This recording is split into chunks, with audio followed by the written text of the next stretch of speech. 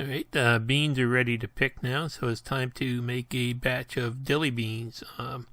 Went out this morning, and once the dew got off the plants, you don't want to touch them when they're damp out because they get rust on them. I picked some beans, and actually I expected to find a lot more beans because the day before it looked like there were quite a few more, but I found a lot of chewed off beans, so it looks like the it must be some rabbit sneaking in the garden at night or something. So the harvest was a little bit less than I was kind of expecting. But still, we're in a drought and stuff here too, so it wasn't really that bad. But I spent a couple minutes, just picking the beans, and today we're going to make a recipe called Dilled green beans, which basically are pickled beans. Now, we plant the striped green beans that are basically usually a nice straight long green bean, but this year with the drought they're not quite perfectly straight. But there's my haul for this morning from the garden, and the sunflowers are just getting pretty amazing now. These are just seeds that grew from last year, and if you look carefully you can see there's probably about 100 bees just flying around and enjoying these sunflowers right now as they glow in the morning sun. So it looks like I got just about enough beans for a batch of these, and first thing I'm going to do is transfer them from my picking basket into a basket in the sink so I can take and go over each one and kind of rinse it off and remove any bugs or anything that are on them.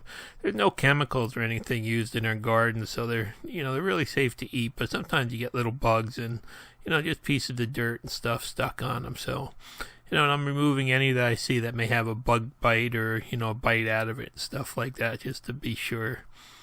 It takes a little while to, go through and clean them all, and then, I'm just going to put them back in that strainer again and just let them drain off for a little while. Next, it's time to just snap both ends of the beans off, and kind of a boring job, but it doesn't really take that long. It goes real quick, they pop right off. In the meantime, my wife's been downstairs and they're dumping out any jars that are older than 2015. And we did have some corn and stuff left over, but so she's got them all cleaned out and in the dishwasher now. Then the next thing that I do, and this is kind of time consuming, is I get one bean that's cut the right length for the jar with the minus the half-inch head space, and then I'll just go through all the beans and just kind of try to line them up and get them all cut down to approximately the same size. I know there's probably an easier way to do this, but this is the way I do it. It takes a couple minutes to go through, and the recipe calls for 7 to 8 pints, so I take a jar and I fill it up with the number of pints that I'm going to make. So I actually at the end, I'm real close. You don't have to do this. You can, do extra, but I usually do it just to make sure I have enough. Then I'm going to start getting my jars ready. These jars have all been washed good, and they're ready to go, so I'm just putting some water in them, and I've got some water in the pot there, so I'm going to start to heat them up and sterilize them. Now, the recipe we use is from a 1978 USDA canning guide, and it's really a very good, very simple recipe. It's a real vinegar-based recipe, so they do have a good vinegar flavor to them, and we really enjoy this recipe and like to use it over and over again. Now, all these USDA guides are non-copyrighted, so that's why I'm able to just show you this and reproduce it here. So basically, a couple days ago, I harvested the garlic from my garden, and I'm going to start out by pulling one of the garlic bulbs apart, and I have to get 8 cloves of garlic, one for each jar that I'm doing, and it smells so great. And then you just need some vinegar, some pickling salt, a couple spices, crushed red pepper, mustard seed, and dill seed, and a canning pot for your water bath, and just something to cook the brine up in. So you start with 5 cups of vinegar. This has to be a 5% acidity vinegar, as with all canning. So I'm just going to put that all in a larger pot there to heat this brine up in. And vinegar gives the beans the acid content to allow you to, water bath can them. Then you use 5 cups of water, and lucky we have a good well, and real good tasting water, so I use tap water.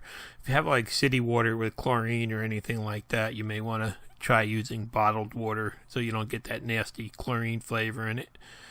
And then half cup of a pickling and canning salt. We just get that in bulk at our Amish store, like I've told you a million times before.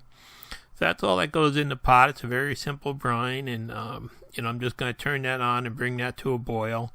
And in the meantime, I've had the jars heating up to sterilize them, so I'm going to start by just pulling a couple of them out and start to pack them with the beans.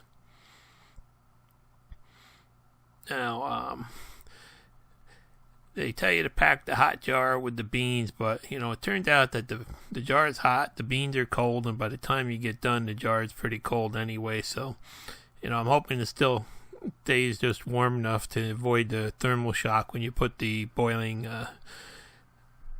fluid in later. So, this does take a little while to get them in there, and as I said, this year the beans aren't perfectly straight, so you have to do a little fiddling and moving them around and stuff, but you want to try to just get them standing up as straight as possible. The jars look best when they're done that way.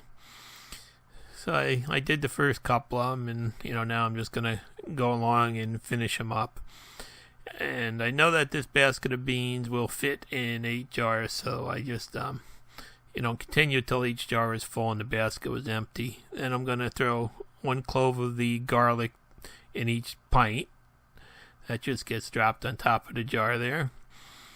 And then add a 1/4 teaspoon of crushed red pepper to each pint. I go a little bit light on these, actually, because the grandkids don't always, like the real hot peppery flavor, but it does add a nice flavor to them. And then a 1/2 teaspoon of dill seed, and this is dill from last year that we harvested from the garden. This year it hasn't really flowered out and dried out yet, so it'll be a little while till we get, the fresh stuff. But it still does retain good flavor over a year. And then a 1/2 teaspoon of mustard seed in each pint. So pretty much you can see, how easy this is to make. Doesn't take a whole lot of preparing or a whole lot of work. So, and each jar gets equally divided out there. So I got the jars all ready to be filled with the brine, and I'm just moving them over to that side of the stove where the pot's been boiling. And then you just want to take the boiling brine and fill each of the jars up. I'll go, you're supposed to fill it to a 1/2 inch headspace here, but basically I'm just going down to like about 3/4 of an inch headspace to start out with. So, you fill each jar up, and stuff does have a pretty good smell to it with all that vinegar in it boiling. And then I take that headspace gauge and use the back of it, and I poke it down in each jar, because sometimes you get air bubbles in there and stuff that are hidden, and you want to get them all out before you really do the final filling of them. So once I know all the air is out, I'll take the headspace gauge and turn it around the right way, and 2 notches is a 1/2 inch. So then I'm going to go back through and check each jar and make sure that I set it at the 1/2 inch. So that's pretty much all it takes to get these ready for processing. So once the jars are all filled and headspace is checked, I just go back and take a paper towel and kind of wipe off the seal area there, and then I'm apply the lids. And these are the new BPA-free lids that I still have some left of that I'm using here. And you don't heat these up; you just wash them and put them on cold. So basically put the lids on, and then I'm just going back and putting the rings on here, and just getting as as snug as I can to start out with there without touching the jars. So once you get all the lids on, I got this little jar holder that helps a lot to go back through and just get the right feel on them for just snugging them up a little bit for processing. And then it's time to put them in the water bath. And, you know, as I said before, there's a lot of steam, a lot of, you know, hot things here. So you really have to be careful that you don't get burned and that you're, you know, if your hand can't take the steam or the heat, you might need something to protect it. But, you know, you just use care and you'll be okay. So once the jars are in, I'm going to add a little more water to get that 1 inch over the lids of the jars for processing. And then just put the cover on and turn up the steam and turn up the heat and bring it to a boil. Once it's boiling good, I'm going to set the timer for 5 minutes and just process these for 5 minutes.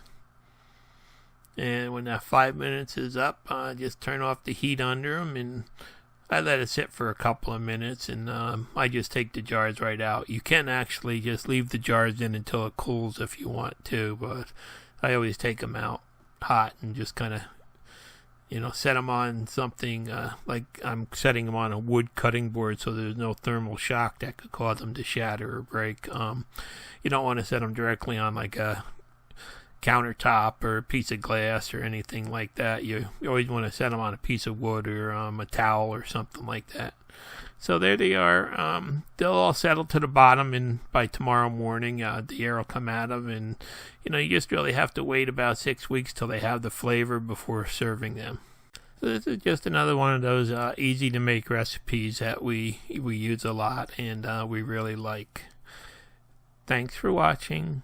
Please subscribe.